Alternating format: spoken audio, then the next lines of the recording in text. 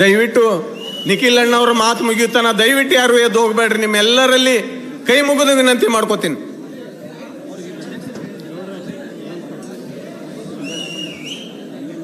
ಈಗಾಗಲೇ ಸಮಯ ರಾತ್ರಿ 9 ಗಂಟೆ ಆಗ್ತಾ ಬಂದಿದೆ.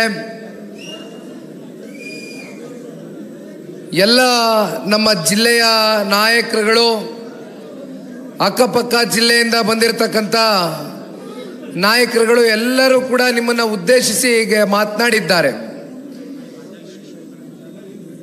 ನಾನು ಹೆಚ್ಚು ಸಮಯ ತೆಗೆದುಕೊಳ್ಳಕ್ಕೆ ಹೋಗೋದಿಲ್ಲ, ಏಕೆಂದರೆ ತಾವುಗಳು ಕೂಡ ಬಹಳ ದೂರದಿಂದ ನಿಮ್ಮ ಗ್ರಾಮಗಳಿಂದ ಬಂದಿರ್ತೀರಿ. ಸಮಯ 9 ಗಂಟೆ ಆಗಿದೆ.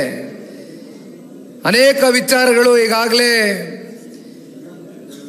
ಪಕ್ಷದ ಸಂಘಟನೆ ಕುರಿತು, ಪಕ್ಷದಲ್ಲಿ ನಡೀತಾ ಇರತಕ್ಕಂಥ ಸದಸ್ಯತ್ವ ಅಭಿಯಾನವನ್ನು ಕುರಿತು, ಜೊತೆಯಲ್ಲಿ ಸರ್ಕಾರದ ಜನವಿರೋಧಿ ನೀತಿಯ ಬಗ್ಗೆ ಕೂಡ ಅನೇಕ ಜನ ಚರ್ಚೆಯನ್ನು ಮಾಡಿದ್ದಾರೆ. ನಿನ್ನೆ ದಿನ ವಿಜಯಪುರ ಜಿಲ್ಲೆಗೆ ಭೇಟಿಯನ್ನು ಕೊಟ್ಟಿದ್ದೇನೆ. 2 ದಿನಗಳ ಕಾಲ ಜನರೊಂದಿಗೆ ಜನತಾದಳ ಕಾರ್ಯಕ್ರಮ, ಪಕ್ಷದ ಸದಸ್ಯತ್ವ ನೋಂದಣಿ ಅಭಿಯಾನವನ್ನು ಮಾಡ್ತಕ್ಕಂಥ ಹಿನ್ನೆಲೆಯಲ್ಲಿ ನೆನ್ನೆ ದೇವರಿಪಿರಿಗೆಗೆ ಹೋಗಿದ್ದೆ. ಇವತ್ತು ಬೆಳಗ್ಗೆ ಇಂಡಿಗೆ ತೆರಳಿದ್ದೆ. ಇವತ್ತು ಬಸವಣ್ಣನ ನಾಡು ಪುಣ್ಯಕ್ಷೇತ್ರ ಬಸವನ ಬಾಗೇವಾಡಿ ವಿಧಾನಸಭಾ ಕ್ಷೇತ್ರಕ್ಕೆ ಬಂದಿದ್ದೇನೆ. ತಾಲೂಕಿನ ಎಲ್ಲ ಜನತಾದಳ ಪಕ್ಷದ ಹಾಗೂ ಅಪ್ಪುಗೌಡರ ಅಭಿಮಾನಿಗಳ ಬಳಗ ಇವತ್ತು ಈ ಕಾರ್ಯಕ್ರಮವನ್ನು ಯಶಸ್ವಿಗೊಳಿಸ್ತಕ್ಕಂಥ ನಿಟ್ಟಿನಲ್ಲಿ ತಾವೆಲ್ಲರೂ ತಮ್ಮ ಬಿಡುವಿಲ್ದಿರ ಸಮಯವನ್ನು ಪಕ್ಷದ ಸಂಘಟನೆಗೋಸ್ಕರ ಇವತ್ತು ಮೀಸಲಿಟ್ಟಿರ್ತಕ್ಕಂಥದ್ದು.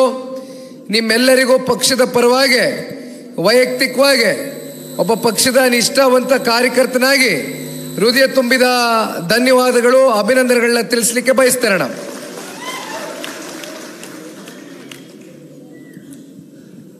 ಅಪ್ಪುಗೌಡರು ಸರಿಸುಮಾರು ಅರ್ಧ ಗಂಟೆ ನಿಮ್ಮೆಲ್ಲರನ್ನು ಕುರಿತು ಮಾತನಾಡಿದರು. ಅವರು ಮಾತನಾಡಿದಂಥ ಪ್ರತಿಯೊಂದು ವಿಚಾರನೂ ಕೂಡ ಬಹಳ ಹತ್ತಿರದಿಂದ ಸೂಕ್ಷ್ಮವಾಗಿ ಗಮನಿಸ್ತಾ ಇದ್ದೆ, ಎಲ್ಲವನ್ನ ಕೇಳಿಸ್ಕೊಳ್ತಾ ಇದ್ದೆ. ಅಪ್ಪುಗೌಡರ ಕುಟುಂಬ ರಾಜಕೀಯದ ಒಂದು ಹಿನ್ನೆಲೆಯಲ್ಲಿ ಬಂದಿರತಕ್ಕಂಥ ಕುಟುಂಬ. ಅವ್ರಿಗೆ ರಾಜಕಾರಣ ಅಂತಕ್ಕಂಥದ್ದು ಅವರ ಮನೆತನಕ್ಕೆ ಹೊಸದೇನಲ್ಲ. ಮನಗೋಳಿಯವರ ಕುಟುಂಬ ನಿರಂತರವಾಗಿ ಕ್ಷೇತ್ರದ ಜನತೆಯ ಪ್ರಾಮಾಣಿಕ ಸೇವೆಯಲ್ಲಿ ಸುದೀರ್ಘ ಕಾಲ ನಿಮ್ಮ ಜೊತೆಯಲ್ಲಿ ಹೆಜ್ಜೆಯನ್ನು ಹಾಕ್ತಾ ಬರ್ತಾ ಇದ್ದಾರೆ. ಚುನಾವಣೆಯ ಏಳು ಬೀಳುಗಳು, ಸೋಲು ಗೆಲುವು ಇವೆಲ್ಲವೂ ಕೂಡ ಸರ್ವೇ ಸಾಮಾನ್ಯ. ಆದರೆ ಅಪ್ಪುಗೌಡರಲ್ಲಿ ಒಂದು, ನಾನಾಗಲಿ ತಾವುಗಳಾಗಲಿ ಅವ್ರನ್ನ ವ್ಯಕ್ತಿಗತವಾಗಿ ಅರ್ಥ ಮಾಡ್ಕೊಂಡಿರ್ತಕ್ಕಂಥದ್ದು ಒಂದು, ಮನುಷ್ಯ 4 ಸಲ ಸೋಲನ್ನು ಉಂಡಿದ್ರು ಕೂಡ, 4 ಬಾರಿ ಚುನಾವಣೆಯಲ್ಲಿ ಪರಾಜಿತಗೊಂಡಿದ್ರು ಕೂಡ ಅವರ ಮನಸ್ಸಿನಲ್ಲಿ ಒಂದು ದೃಢವಾದಂಥ ಸಂಕಲ್ಪವನ್ನು ಏನಿಟ್ಕೊಂಡಿದ್ದಾರೆ, ಒಂದು ಇಚ್ಛಾಶಕ್ತಿಯನ್ನು ಏನಿಟ್ಕೊಂಡಿದ್ದಾರೆ. ಅದರಲ್ಲಿ ಯಾವುದೂ ಕೊರತೆ ಕಾಣ್ತಾ ಇಲ್ಲ.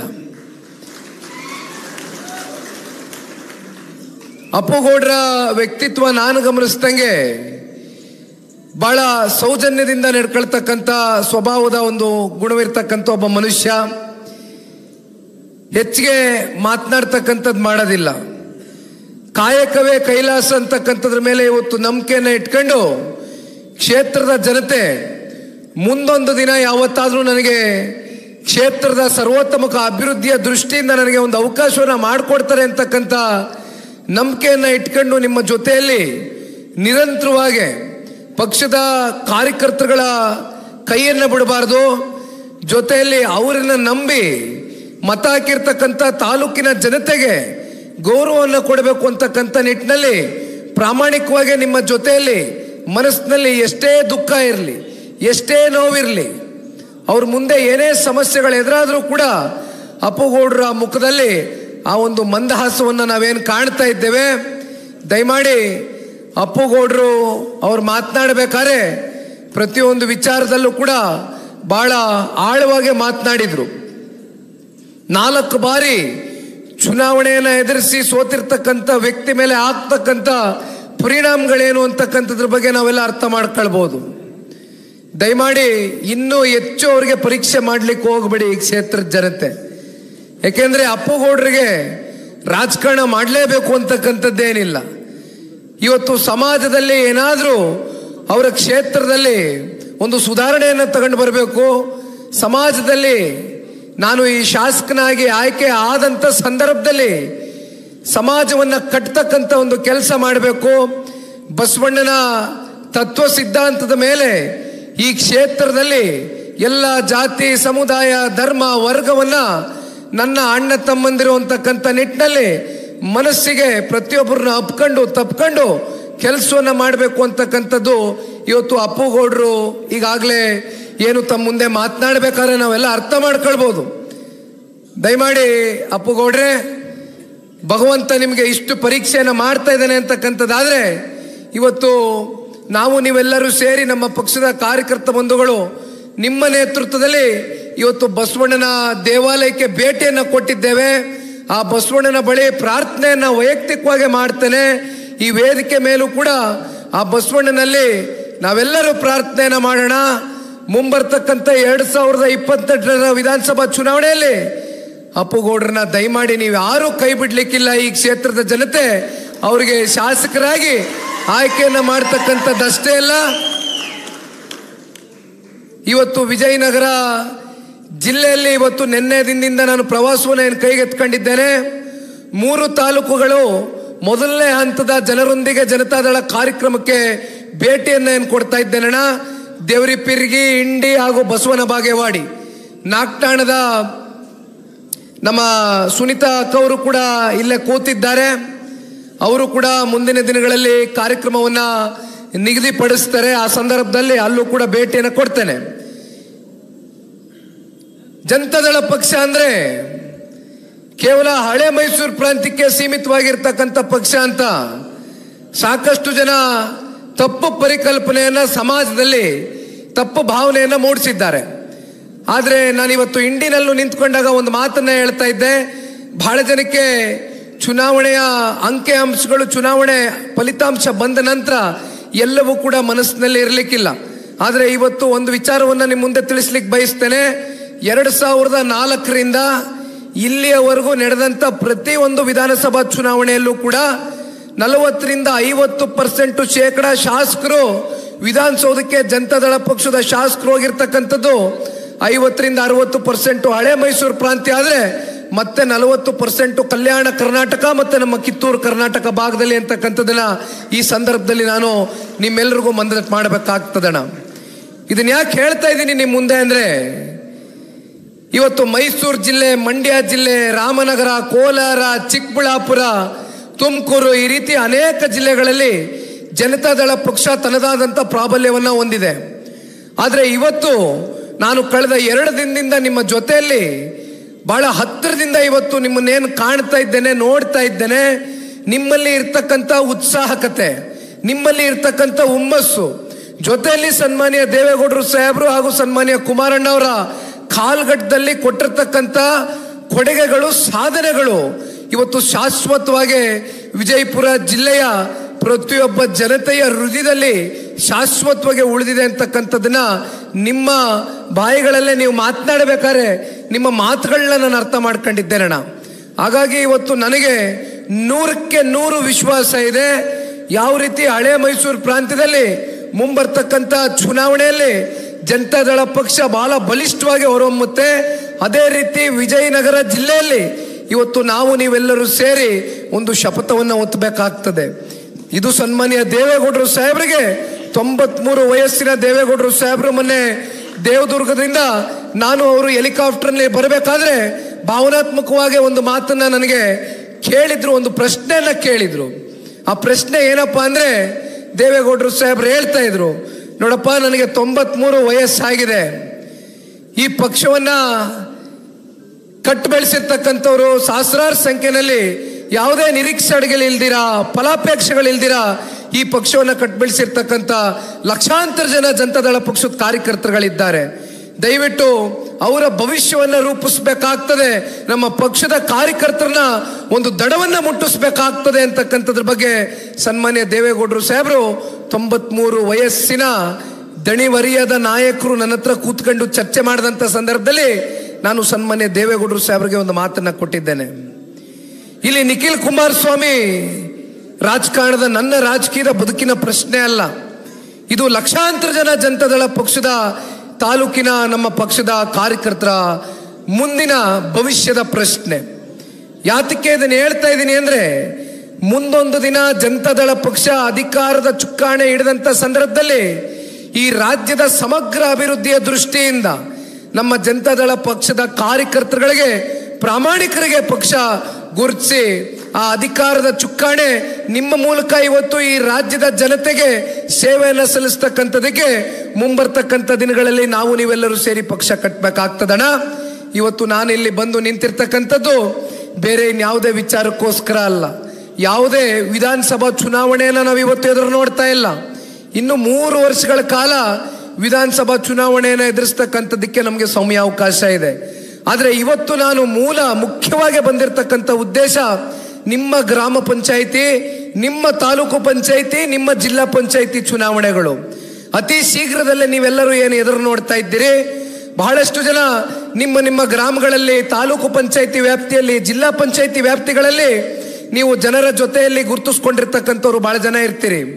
ಜನತಾದಳ ಪಕ್ಷದಿಂದ ನನಗೆ ಟಿಕೆಟನ್ನು ಪಡೆದು ನಾನು ಜಿಡ್ಪಿನೋ ಟಿಪಿನೋ ಗ್ರಾಮ ಪಂಚಾಯಿತಿ ಮೆಂಬರ್ ಆಗಿ ನಾನು ಜನರ ಪರವಾಗಿ ಕೆಲಸ ಮಾಡಬೇಕು ಅಂತಕ್ಕಂಥ ಅಭಿಲಾಷೆಯನ್ನು ಹೊತ್ಕೊಂಡಿರ್ತಕ್ಕಂಥವ್ರು ಬಹಳ ಜನ ಇರ್ತೀರಿ.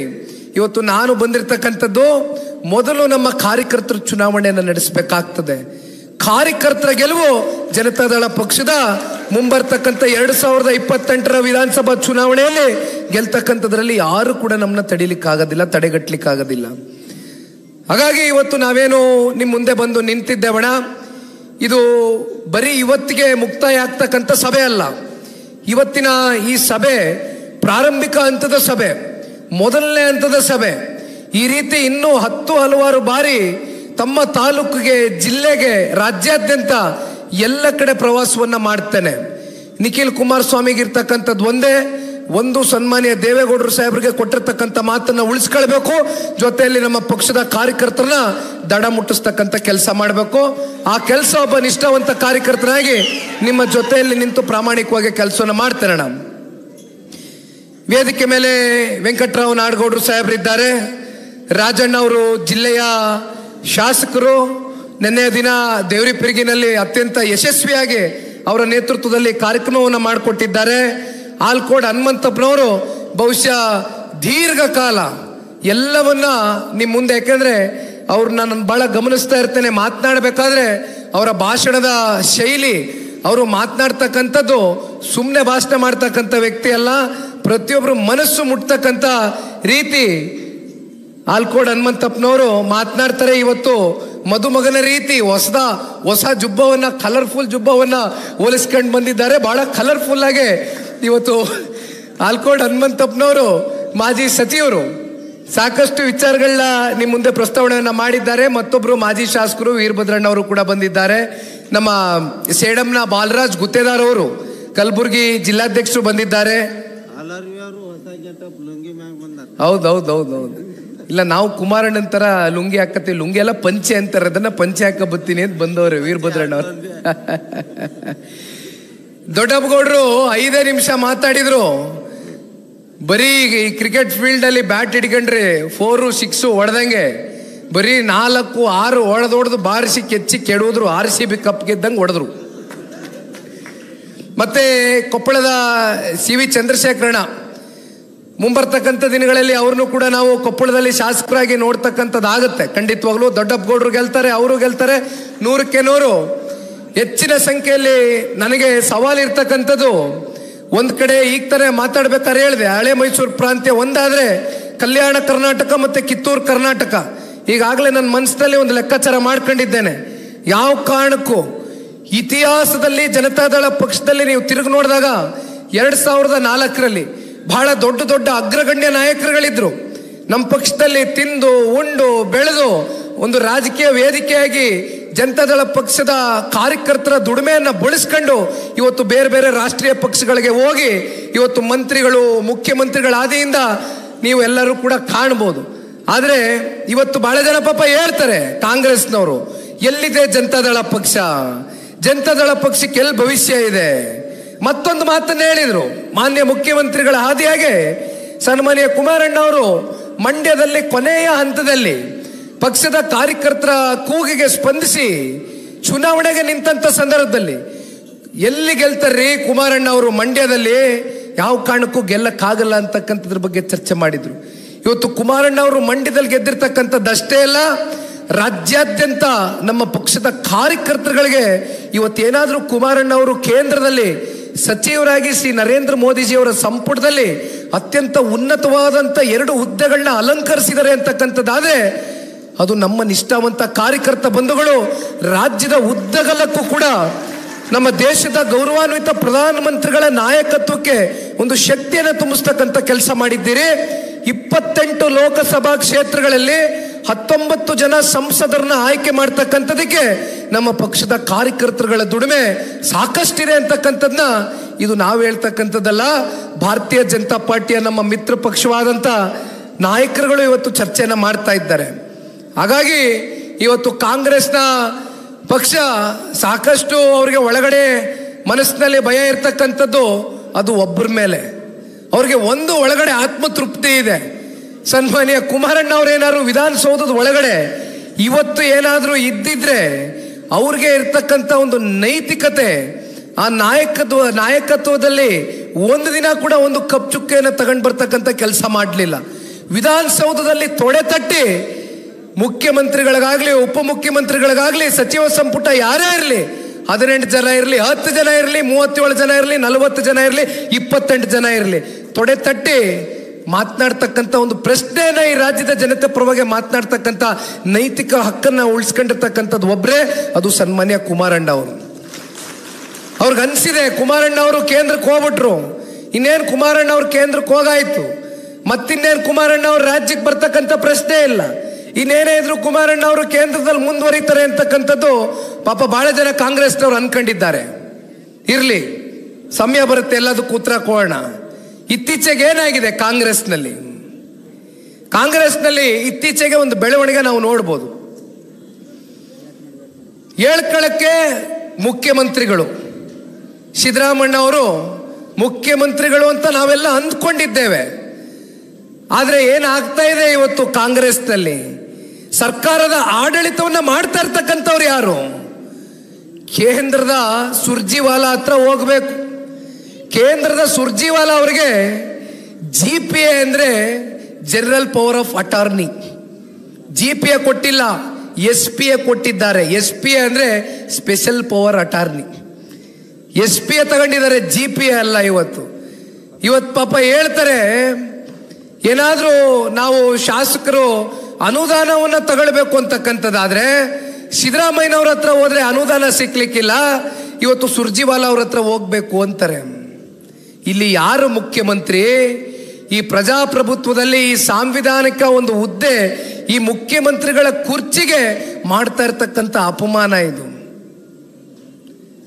ಅದೇ ಸನ್ಮಾನ್ಯ ಕುಮಾರಣ್ಣ ಅವರು ಈ ರಾಜ್ಯದ ಮುಖ್ಯಮಂತ್ರಿಗಳಾದಂಥ ಸಂದರ್ಭದಲ್ಲಿ ಯಾವ ರೀತಿ ನಡ್ಕೊಂಡಿದ್ದಾರೆ, ಅದೇ ದೇವೇಗೌಡರು ಸಾಹೇಬರು ಈ ರಾಜ್ಯದ ಮುಖ್ಯಮಂತ್ರಿಗಳು ಪ್ರಧಾನಮಂತ್ರಿಗಳಾದಂಥ ಸಂದರ್ಭದಲ್ಲಿ ಯಾವ ರೀತಿ ಕಾರ್ಯಕ್ರಮಗಳನ್ನ ರೂಪಿಸಿದ್ದಾರೆ ಅಂತಕ್ಕಂಥದ್ದು ಬಹಳಷ್ಟು ನಮ್ಮ ಹಿರಿಯ ಮುಖಂಡರುಗಳು ಎಲ್ಲವನ್ನ ಕೂಡ ಇವತ್ತು ತೆರೆದ ಪುಸ್ತಕದ ರೀತಿ ಇಟ್ಟಿದ್ದಾರೆ. ಇನ್ನೂ ಸನ್ಮಾನ್ಯ ದೇವೇಗೌಡರು ಸಾಹೇಬರ ಕೊಡುಗೆಗಳ ಬಗ್ಗೆ ನಮಗೆ ಅರಿವಿಲ್ಲ ಅಂತಕ್ಕಂಥದ್ದಾದ್ರೆ ನೇಗಿಲಗಿರಿಗಳು ಅಂತಕ್ಕಂಥ ಒಂದು ಪುಸ್ತಕವನ್ನ ಅವರು ಆಟೋಬಯೋಗ್ರಫಿಯನ್ನು ಬರೆದಿದ್ದಾರೆ. ಅದನ್ನು ಓದಿ ತಿಳ್ಕೊಳ್ತಕ್ಕಂಥ ಕೆಲಸ ನನ್ನ ಯುವ ಸಮುದಾಯದ ಅಣ್ಣ ತಮ್ಮಂದ್ರು ಮಾಡಬೇಕಾಗ್ತದೆ. ಯಾಕೆ ಇದನ್ನು ಹೇಳ್ತಾ ಇದ್ದೀನಿ ಅಂದರೆ, ಇವತ್ತು ಪಕ್ಷಾತೀತವಾಗಿ ಸನ್ಮಾನ್ಯ ದೇವೇಗೌಡರನ್ನ ಎಲ್ಲರೂ ಕೂಡ ಆರಾಧಿಸ್ತಾರೆ, ಪೂಜಿಸ್ತಾರೆ.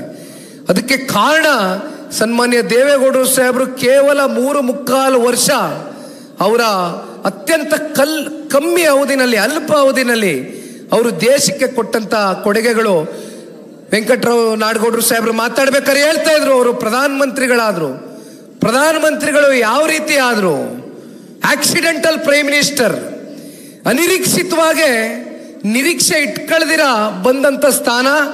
ಅದನ್ನ ಯಾವ ಕಾರಣಕ್ಕೂ ಅಲ್ಲಿ ಅವತ್ತಿನ ಯುನೈಟೆಡ್ ಫ್ರಂಟ್ ಕನ್ವೇನರ್ ಬಂದ್ಬಿಟ್ಟು ಚಂದ್ರಬಾಬು ನಾಯ್ಡು ಅವರು, ಇಂದಿನ ಆಂಧ್ರ ಪ್ರದೇಶದ ಮುಖ್ಯಮಂತ್ರಿಗಳು.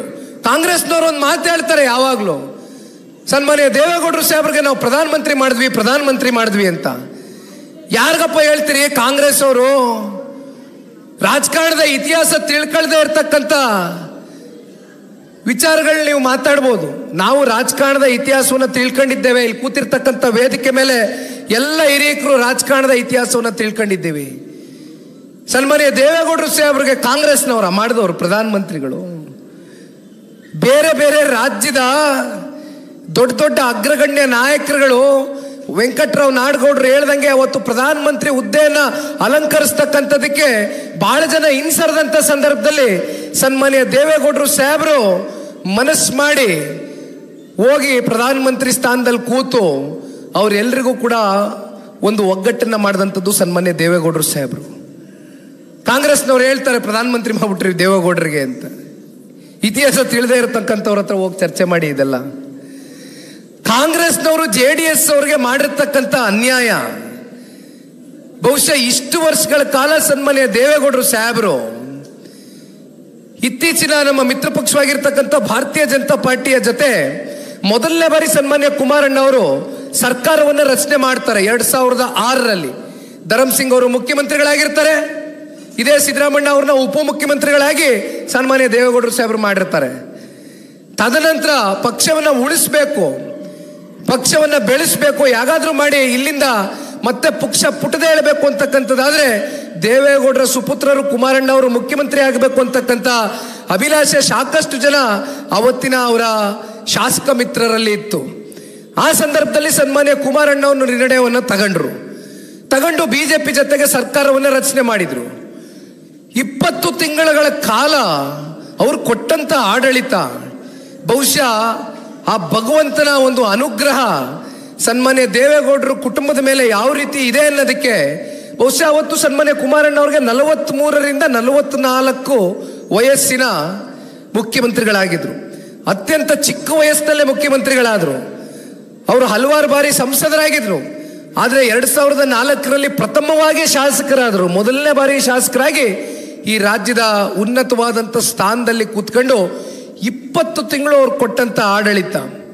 ಯಾತಕ್ಕೋಸ್ಕರ ಆ ರೀತಿ ಆಡಳಿತವನ್ನು ಕೊಡ್ಲಿಕ್ಕೆ ಸನ್ಮಾನ್ಯ ಕುಮಾರಣ್ಣ ಅವ್ರ ಕೈಲಿ ಸಾಧ್ಯ ಆಯಿತು ಅಂದ್ರೆ ನಿಷ್ಕಲ್ಮಶವಾದಂಥ ಮನಸ್ಸು, ನಿಸ್ವಾರ್ಥ ಸೇವೆ ಮಾಡಬೇಕು ಅಂತಕ್ಕಂಥದ್ದು ಅವರ ಹೃದಯದಲ್ಲಿ ಅವರು ಇಟ್ಕೊಂಡಿದ್ರು. ಯಾವತ್ತೂ ಕೂಡ ಸನ್ಮಾನ್ಯ ಕುಮಾರಣ್ಣ ಅವರು ನಾನು ದುಡ್ಡು ಮಾಡಬೇಕು ಅಥವಾ ನಾನು ಭೂಮಿ ಖರೀದಿ ಮಾಡಬೇಕು ಅಥವಾ ನಾನು ಇನ್ನೊಂದೇನೋ ಮಾಡಬೇಕು ಅಂತಕ್ಕಂಥದ್ದು ಚಿಂತನೆ ಮಾಡೋದಕ್ಕೆ ಅವ್ರ ಹತ್ರ ಸಮಯವೇ ಇರಲಿಲ್ಲ. ಅವರು ಇಲ್ಲಿಯವರೆಗೂ ಸನ್ಮಾನ್ಯ ಕುಮಾರಣ್ಣ ಅವ್ರಿಗೆ 3 ಬಾರಿ ಹೃದಯದ ಚಿಕಿತ್ಸೆಗೆ ಒಳಗಾಗಿರ್ತಕ್ಕಂಥ ವ್ಯಕ್ತಿ ಇವತ್ತೇನಾದ್ರೂ ನಿಮ್ಮ ಕಣ್ಣು ಮುಂದೆ ಬದುಕಿದ್ದಾರೆ ಅಂತಕ್ಕಂಥದ್ದಾದ್ರೆ ಅದಕ್ಕೆ ಆ ತಾಯಿ ಚಾಮುಂಡೇಶ್ವರಿಯ ಆಶೀರ್ವಾದ, ಸನ್ಮಾನ್ಯ ದೇವೇಗೌಡರು ಸಾಹೇಬರು ಮತ್ತೆ ಅವರ ತಾಯಿ ಚೆನ್ನಮ್ಮನವರು ಮಾಡಿರ್ತಕ್ಕಂಥ ಒಳ್ಳೆ ಕೆಲಸ ಕಾರ್ಯಗಳು ಮುಂದಿನ ದಿನಗಳಲ್ಲಿ ಈ ರಾಜ್ಯದ ಜನತೆಯ ಸೇವೆಗೆ ಸನ್ಮಾನ್ಯ ಕುಮಾರಣ್ಣ ಅವರ ಅವಶ್ಯಕತೆ ಇದೆ ಅಂತಕ್ಕಂಥ ದಿಕ್ಸೂಚಿ ಆ ಭಗವಂತನು ಕೊಡ್ತಾ ಇದ್ದಾನೆ. ಹಾಗಾಗಿ ಇವತ್ತು ಕೂಡ ಸನ್ಮಾನ್ಯ ಕುಮಾರಣ್ಣ ಅವರು ನಮ್ಮ ಮುಂದೆ ಜೀವಂತವಾಗಿದ್ದಾರೆ. ಬಹಳ ಜನ ಗಾಬರಿ ಬೀಳ್ತಾರೆ, ಕುಮಾರಣ್ಣ ಅವರ ಆರೋಗ್ಯದಲ್ಲಿ ಏರುಪೇರು ಆಗ್ಬಿಟ್ಟಿದೆಯಂತೆ. ಕುಮಾರಣ್ಣ ಅವರ ಆರೋಗ್ಯದಲ್ಲಿ ಏನಾಯ್ತು ಅಂತಕ್ಕಂಥದ್ದು ತುಂಬಾ ಜನ, ನೀವೆಲ್ಲ ಪಕ್ಷದ ಕಾರ್ಯಕರ್ತರುಗಳು, ನೀವೆಲ್ಲ ಕುಮಾರಣ್ಣನಿಗೆ ಏನೂ ಆಗಬಾರ್ದಪ್ಪ, ಕುಮಾರಣ್ಣ ಬೇಗ ಗುಣಮುಖರಾಗಿ ಹೊರಗಡೆ ಬರಬೇಕು, ಈ ಜನತೆಯ ರಾಜ್ಯದ ಜನರ ಸೇವೆ ಮಾಡಬೇಕು ಅಂತಕ್ಕಂಥದ್ದನ್ನ ನೀವೆಲ್ಲರೂ ಆ ಭಗವಂತನಲ್ಲಿ ಪ್ರಾರ್ಥನೆ ಮಾಡಿದ್ದೀರಿ. ನಿಮ್ಮ ಪ್ರಾರ್ಥನೆಗೆ 100ಕ್ಕೆ 100 ಆ ಭಗವಂತ ಫಲ ಕೊಟ್ಟಿದ್ದಾನೆ. ಸನ್ಮಾನ್ಯ ಕುಮಾರಣ್ಣ ಅವರ ನಾಯಕತ್ವ ಈ ರಾಜ್ಯಕ್ಕೆ ಈಗಲೂ ಕೂಡ ಅನಿವಾರ್ಯ ಇದೆ. ಈಗಾಗಲೇ ದೇಶದಲ್ಲಿ ಎಲ್ಲೆಡೆ ಒಂದು ಕೂಗನ್ನು ನಾವು ನೋಡ್ತಾ ಇದ್ದೇವೆ. ಕಳೆದ 11 ವರ್ಷದಲ್ಲಿ ಶ್ರೀ ನರೇಂದ್ರ ಮೋದಿಜಿ ಅವರ ನಾಯಕತ್ವ, ಅವ್ರು ಕೊಟ್ಟಿರ್ತಕ್ಕಂಥ ಕಾರ್ಯಕ್ರಮಗಳು, ಯೋಜನೆಗಳು, ಅವರ ಸಾಧನೆಗಳು ಇವತ್ತು ಮನೆ ಮನೆ ಮಾತಾಗಿದೆ ದೇಶದಲ್ಲಿ. ಅದೇ ರೀತಿ ಸನ್ಮಾನ್ಯ ಕುಮಾರಣ್ಣ ಅವರು 2 ಬಾರಿ ಈ ರಾಜ್ಯದ ಮುಖ್ಯಮಂತ್ರಿಗಳಾಗಿದ್ದಾಗ 20 ತಿಂಗಳು 14 ತಿಂಗಳು ಅವ್ರು ಕೊಟ್ಟಂತ ಕೊಡುಗೆಗಳು ಇವತ್ತಿಗೂ ಕೂಡ ಶಾಶ್ವತವಾಗಿ ಯಾವುದೇ ಜಾತಿ ಧರ್ಮ ಭೇದ ಸಮುದಾಯ ಯಾವುದೇ ಇರಲಿ, ಕುಮಾರಣ್ಣ ಅಂತ ಹೇಳಿದ್ರೆ ಮನಸ್ಸಿನಿಂದ ಪ್ರೀತಿ ಕೊಡ್ತೀರಿ, ಮನಸ್ಸಿನಿಂದ ಆಶೀರ್ವಾದ ಮಾಡಿದ್ದೀರಿ, ನಿಮ್ಮ ಹೃದಯದಲ್ಲಿ ಅವ್ರಿಗೆ ಶಾಶ್ವತ ಸ್ಥಾನವನ್ನು ಕೊಟ್ಟಿದ್ದೀರಿ. ಎಲ್ಲಾದ್ರೂ ಕೂಡ ಇವತ್ತು ಒಂದು ಚರ್ಚೆ ನಡೀತಾ ಇದೆ. ಕಾಂಗ್ರೆಸ್ನ ಪಕ್ಷ ಕಳೆದ 2.25 ವರ್ಷದಿಂದನೂ ಆಡಳಿತಕ್ಕೆ ಬಂದಿದೆ. 5 ಗ್ಯಾರಂಟಿಗಳ ಹೆಸರಲ್ಲಿ ರಾಜ್ಯದ ಜನತೆ ಕೇಳಿದಂಥದ್ದಲ್ಲ ಗ್ಯಾರಂಟಿಗಳ ಬಗ್ಗೆ. ನೀವು ನಿಮ್ಮ ಪ್ರಣಾಳಿಕೆಯಲ್ಲಿ ಜನಗಳ ಹತ್ರ ಮತ ಪಡಿತಕ್ಕೋಸ್ಕರ ನೀವು ಜನಗಳಿಗೆ ದಿಕ್ತಪ್ಪಿಸ್ತಕ್ಕಂಥ ಯೋಜನೆಗಳನ್ನ ರೂಪಿಸಿರ್ತಕ್ಕಂಥವ್ರು ನೀವು. ಜನ ಕೇಳಲಿಲ್ಲ ನಿಮ್ಮ ಗ್ಯಾರಂಟಿಗಳ ಬಗ್ಗೆ. ಕರ್ನಾಟಕ ರಾಜ್ಯದ ಜನತೆ ಕನ್ನಡಿಗರು ಅತ್ಯಂತ ಸ್ವಾಭಿಮಾನಿಗಳು. ಅವ್ರಿಗೆ ಸ್ವಾಭಿಮಾನದ ಬದುಕನ್ನ ರೂಪಿಸ್ಬೇಕೇ ಹೊರತುಪಡಿಸಿ ಈ ರೀತಿ ನೀವು ಸುಳ್ಳು ಭರವಸೆಯ ಗ್ಯಾರಂಟಿಗಳಿಂದ ನಿಮ್ಮ ಹೊಟ್ಟೆಯನ್ನ ನೀವು ತುಂಬಿಸ್ಕೊಳ್ತಾ ಇದ್ದೀರಿ. ಆದರೆ ಇವತ್ತು ರಾಜ್ಯದ ಜನತೆನ ಇವತ್ತು ಹಸಿವಿನಲ್ಲಿ ಇಡ್ತಾ ಇದ್ದೀರಿ, ಕೈ ಬಿಟ್ಟಿದ್ದೀರಿ, ಕೈ ಚೆಲ್ಲಿದ್ದೀರಿ. ಇವೆಲ್ಲದಕ್ಕೂ ಇವತ್ತು ಉತ್ತರವನ್ನ ಕೊಡಬೇಕು ಅಂತಕ್ಕಂಥದ್ದಾದ್ರೆ ಮುಂಬರ್ತಕ್ಕಂಥ ದಿನಗಳಲ್ಲಿ ನಾನು ಈಗ ತಾನೇ ಹೇಳ್ದಂಗೆ ದೇಶಕ್ಕೆ ನರೇಂದ್ರ ಮೋದಿಜಿ ಅವರ ನಾಯಕತ್ವ, ರಾಜ್ಯಕ್ಕೆ ಕುಮಾರಣ್ಣ ಅವರ ನಾಯಕತ್ವ, ಜೊತೆಯಲ್ಲಿ ಬಸವನ ಬಾಗೇವಾಡಿಯಲ್ಲಿ ಅಪ್ಪುಗೌಡರನ್ನ ಶಾಸಕರಾಗಿ ಮಾಡುವ ಮೂಲಕ ಕ್ಷೇತ್ರದ ಎಲ್ಲ ನನ್ನ ಕಾರ್ಯಕರ್ತ ಬಂಧುಗಳು ದಯವಿಟ್ಟು ನಾವು ನೀವೆಲ್ಲರೂ ಸೇರಿ ಇವತ್ತು ಒಂದು ಶಪಥವನ್ನು ತಗೊಳ್ಬೇಕಾಗ್ತದಣ್ಣ. ದಯವಿಟ್ಟು ಉಳಿಸ್ಕೊಳ್ಳಿ ಅಪ್ಪುಗೌಡರನ್ನ, ದಯವಿಟ್ಟು ಉಳಿಸ್ಕೊಳ್ಳಿ. ಇಂಥ ವ್ಯಕ್ತಿಗಳು ಆರಿಸಿ ಬರಬೇಕು, ವಿಧಾನಸೌಧದಲ್ಲಿ ನಿಂತ್ಕೊಳ್ಬೇಕು, ಪಕ್ಷಕ್ಕೆ ಒಂದು ಬಲವಾಗಿರ್ತಾರೆ. ಇಂಥ ಪ್ರಾಮಾಣಿಕ ವ್ಯಕ್ತಿಗಳನ್ನ ನೀವು ಆರಿಸಿ. ರಾಜುಗೌಡರಿದ್ದಾರೆ, ರಾಜಣ್ಣ ಅವರು ಜಿಲ್ಲೆಯ ಶಾಸಕರು, ಅವರು ಕೂಡ ನಾನು ಜವಾಬ್ದಾರಿಯನ್ನು ತಗೊಳ್ತೇನೆ. ನಾನು ಜಿಲ್ಲೆನಲ್ಲಿ ಶಾಸಕನಿದ್ದೇನೆ, ನಾನು ಪಕ್ಷವನ್ನು ಕಟ್ತೇನೆ. ಅಕ್ಕಪಕ್ಕ ಕ್ಷೇತ್ರಗಳಲ್ಲೂ ಕೂಡ ನಾನು ಪಕ್ಷವನ್ನು ಕಟ್ಟತಕ್ಕಂಥ ಕೆಲಸ ಮಾಡ್ತೇನೆ, ಅಭ್ಯರ್ಥಿಗಳ ಜೊತೆಯಲ್ಲಿ ನಿಲ್ತೇನೆ ಅಂತಕ್ಕಂಥದ್ದನ್ನ ನನಗೆ ಈಗ ತಾನೇ ಕಿವಿ ಮಾತನ್ನ ಹೇಳ್ತಾ ಇದ್ರು. ಇನ್ನು ವೆಂಕಟರಾವ್ ನಾಡಗೌಡರು ಸಾಹೇಬರು ಕಲ್ಯಾಣ ಕರ್ನಾಟಕ, ಕಿತ್ತೂರು ಕರ್ನಾಟಕಕ್ಕೆ ಎಲ್ಲೇ ಹೋದ್ರು ಕೂಡ ನನ್ನ ಜೊತೆಯಲ್ಲಿ ಅವರು, ಹಾಲ್ಕೋಡ್ ಹನುಮಂತಪ್ಪನವರು ಮತ್ತೆ ನಮ್ಮ ಎಲ್ಲರೂ ಸೇರ್ತಾ ಇದ್ದಾರೆ. ಚಂದ್ರಣ್ಣ ಅವರು, ದೊಡ್ಡಪ್ಪಗೌಡರು ಎಲ್ಲರೂ ಬಂದಿದ್ದಾರೆ. ಮಹಿಳಾ ಘಟಕದ ರಾಜ್ಯಾಧ್ಯಕ್ಷರು ರಶ್ಮಿ ಅಕ್ಕ ಅವರು ಕೂಡ ನಿರಂತರವಾಗಿ, ನಮ್ಮ ಹೆಣ್ಮಕ್ಳು ತುಂಬ ಜನ ಕೂತಿದ್ದೀರಮ್ಮ ಇಲ್ಲಿ. ಎಲ್ಲರೂ ನಾನು ಮಾತಾಡಬೇಕು ಅನ್ಕೊಂಡಿದ್ದೆ, ಎಲ್ಲ ಸೀನಿಯರ್ಗಳು ಮಾತಾಡ್ಬಿಟ್ರು. ಹೇಳಿದ್ರು ನಾಡಗೌಡರು ಸಾಹೇಬರು ಇವತ್ತು ರಿಸರ್ವೇಶನ್ ಬಗ್ಗೆ ಮಾತಾಡಿದ್ರು ಹೆಣ್ಮಕ್ಳಿಗೆ. ಇವತ್ತು ಗ್ರಾಮ ಪಂಚಾಯತಿ, ತಾಲೂಕ್ ಪಂಚಾಯತಿ, ಜಿಲ್ಲಾ ಪಂಚಾಯತಿ ಚುನಾವಣೆಗಳಲ್ಲಿ ರಿಸರ್ವೇಶನ್ನ ನಿಮ್ಮ ಪರವಾಗಿ ತಗೊಂಡು ಬಂದು ಕೊಟ್ಟಂತ ಯಾರಾದ್ರೂ ವ್ಯಕ್ತಿ ಇದ್ರೆ, ನಾಯಕರಿದ್ರೆ ಅದು ಸನ್ಮಾನ್ಯ ದೇವೇಗೌಡರು ಸಾಹೇಬರು. ಸಬಲೀಕರಣ ಅಂತಕ್ಕಂಥದ್ದು ಇದು ನಿಜವಾದ ಸಬಲೀಕರಣ, ಮಹಿಳೆಯರಿಗೆ ಆಗ್ಬೇಕಾಗಿರ್ತಕ್ಕಂಥ ಸಬಲೀಕರಣ ಇವತ್ತು ನಿಮ್ಮ ಕೈಗೆ ಈ ರಾಜ್ಯದ ಚುಕ್ಕಾಣಿಯನ್ನು ಕೊಡ್ತಕ್ಕಂಥದಕ್ಕೆ ಸನ್ಮಾನ್ಯ ದೇವೇಗೌಡರು ಸಾಹೇಬರು 96ರಲ್ಲಿ ಅವರು ಪ್ರಧಾನಮಂತ್ರಿಗಳಾದಾಗ 33% ರಿಸರ್ವೇಶನ್ನ ಪಾಸ್ ಮಾಡಬೇಕು, ನಮ್ಮ ಹೆಣ್ಮಕ್ಳು ಅತಿ ಹೆಚ್ಚು ವಿಧಾನಸೌಧದಲ್ಲಿ ಮತ್ತೆ ನಮ್ಮ ಸಂಸತ್ನಲ್ಲಿ ಎಂಪಿಗಳಾಗಿ MLAಗಳಾಗಿ ಹೊರಹೊಮ್ಮಬೇಕು ಅಂತಕ್ಕಂಥ ಕನಸನ್ನು ಹೊತ್ಕೊಂಡಿದ್ರು. ಆದರೆ ಅವತ್ತು ರಾಜ್ಯಸಭೆಯಲ್ಲಿ ಅವ್ರಿಗೆ ನಂಬರ್ಸ್ ಇತ್ತು, ಅಲ್ಲಿ ಬಿಲ್ ಕ್ಲಿಯರ್ ಆಯಿತು. ಲೋಕಸಭೆಯಲ್ಲಿ ಬಿಲ್ ಕ್ಲಿಯರ್ ಆಗಲಿಲ್ಲ, ಬಿಕಾಸ್ ನಂಬರ್ಸ್ ಇರಲಿಲ್ಲ, ಬಿಲ್ ಬಿದ್ದೋಯ್ತು.